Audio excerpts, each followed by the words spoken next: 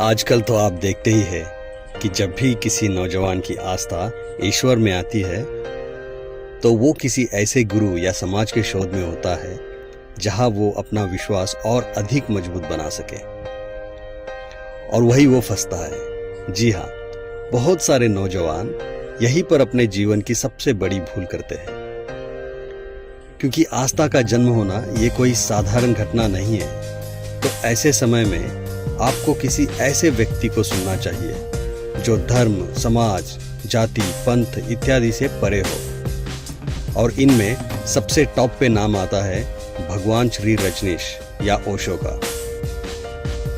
तो ओशो कहते हैं कि तुम्हारा मिलन कभी भगवान से ना हो सकेगा।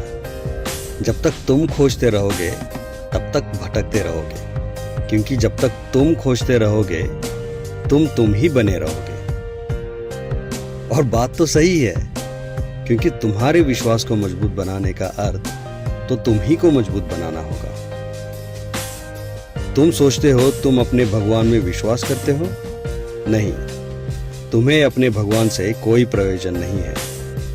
बस तुम्हारा विश्वास मजबूत होना चाहिए, और जब तक तुम्हारा मैं होने का भाव बिल्कुल ही नहीं मिट जाता तब तक तुम्हारा तुम्हारे भगवान के साथ कोई संबंध नहीं हो सकता। और अगर तुम वो ओशो पे छोड़ते हो तो उनका पूरा प्रयास होता है कि वे तुम्हारे विश्वासों को ही मिटा डालें, क्योंकि उन्हीं विश्वासों के सहारे तुम खड़े हो। जब सब सहारे गिर जाएंगे तब तुम भी गिर जाओगे, और जहां तुम गिरोगे तभी तुम्हारा संबंध तुम्हारे भगवान से होगा। जब तक तुम हिंदू हो, बौद्ध हो, क्रिश्चियन हो, तब तक तुम्हारा संबंध राम से, बुद्ध से या जीसस से नहीं हो पाएगा।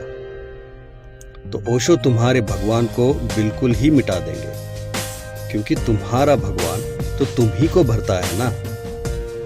जब तुम्हारा भगवान ही खो जाएगा तो तुम्हारा मंदिर, धर्म, शास्त्र, समाज इत्यादि सब समाप्त हो जाएंगे, गिर जाएंगे। और जब तुम ही खो जाओगे सबका आधार,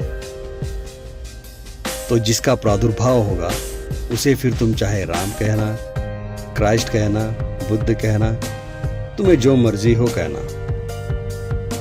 उस समय ओशो तुम्हारे और तुम्हारे भगवान के बीच से हट जाते हैं।